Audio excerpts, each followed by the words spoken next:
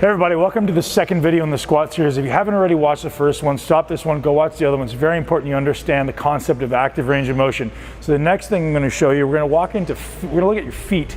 So the foot is the contact point with the ground. Every time you take a step, there's a chain reaction that happens up your entire body. So if you're not getting the proper gait cycle, or if you're not getting the proper foot position when you squat, it can definitively throw off the hip position. It can be usually the biggest cause of knee pain from what I see, and often a cause of back pain as well.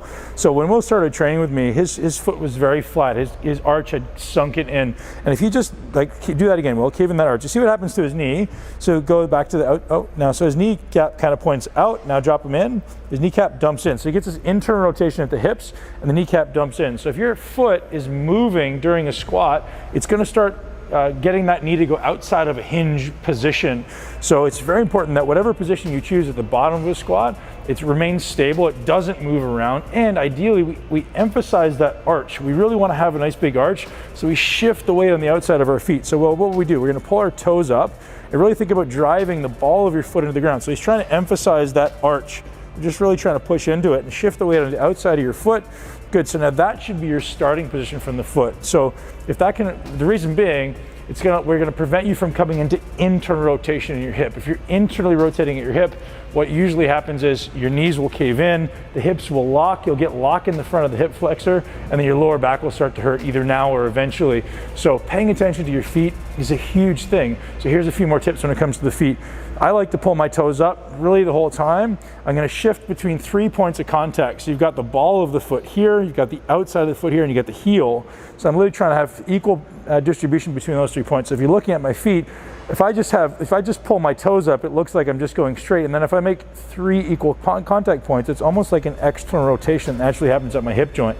So that's a really important thing to acknowledge. We're going to see that externally rotated hip, and we're just going to sit between our feet. That's a really simple way. As long as your feet are maintaining that stable, strong posture, typically you'll have a much more enjoyable experience with less knee pain, less hip pain. So strong feet matters. If you're someone who has knee pain or hip pain or lower back pain, oftentimes the root cause is right there at the base of your body at the feet. So Will, show me what a squat looks like, pulling your toes up, going a little wider. Yep. Good. So how this would manifest if you're a coach or even for yourself, if his foot dumps in, go ahead and dump your foot in, see what happens to his knees. They'll automatically start moving in. So as a coach or as a trainer, I'm looking to make sure his knees are in no way traveling in this direction at all while he's squatting. Go ahead. It's just literally meant to go up and down like a hinge. Do a few reps. So I'm just watching to see that little instability right there. If you look really closely, go ahead and do that again. If you look really closely, there's a wobble. See how it's wobbling right there? There's a little bit of a wobble. Now that's me being super picky, but that's what you're looking at. So that wobble is usually oftentimes a result of the foot being unstable and trying to dump in, or maybe it's the hip being unstable in some cases, but in this case, I know Will, it's his feet. So we're really gonna emphasize, especially in his warm-up sets, get really strong in your feet and try not to let those knees wobble, right? So by watching me do it, there's very little wobble. There's a little bit, there's very little wobble.